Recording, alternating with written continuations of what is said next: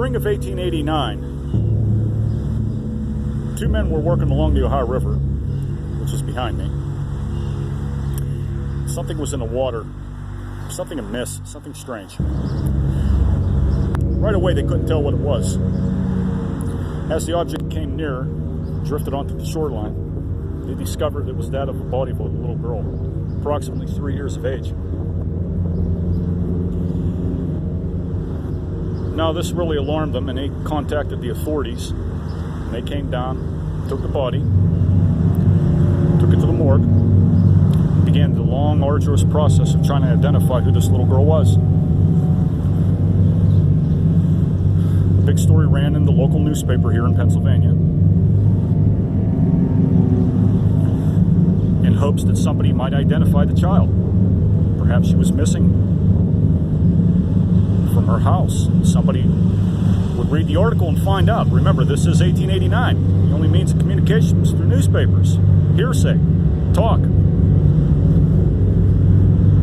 Oddly enough, nobody came forth with any information. No parents came forward claiming any child was missing. This really baffled the authorities.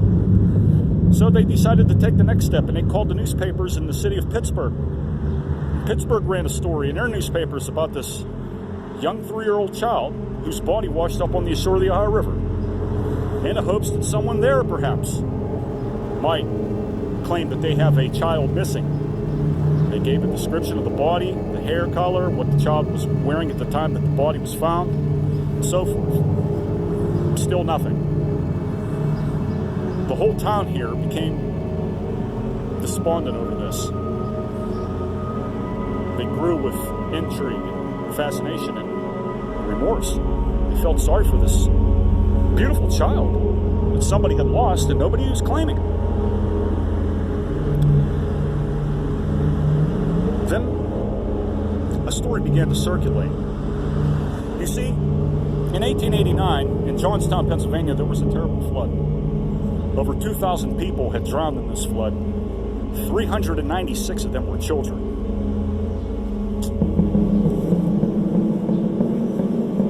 A rumor began to grow that this perhaps was the child of this, was the victim of that flood.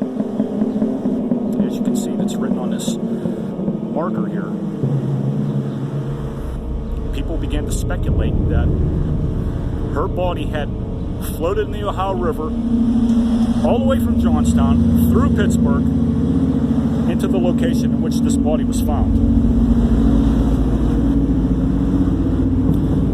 Now, could that have happened? Well, sure, anything's possible. But nobody could prove it.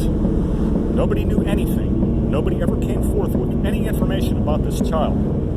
It puzzled the authorities, it puzzled the communities, it puzzled the city of Pittsburgh, it puzzled the entire state of Pennsylvania. So, in this small cemetery here in West Park Cemetery, the people of this town erected this marker in her honor. Since nobody ever came forth to claim the body, her remains are rendered here. It is the most intriguing story that exists in Pennsylvania.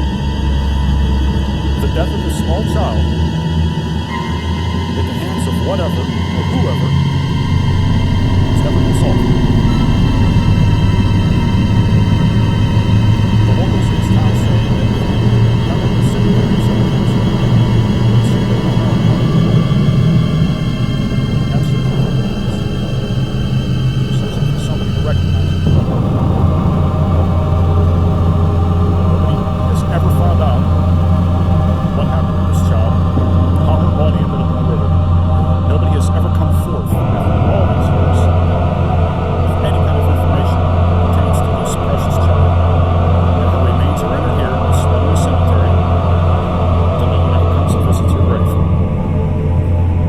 No one knows who she is, no one knows where she's from, and no one really knows how old she is.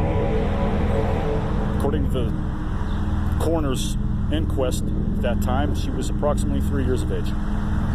That's all we know. And that her body floated in the Ohio River, and perhaps her ghost haunts this cemetery.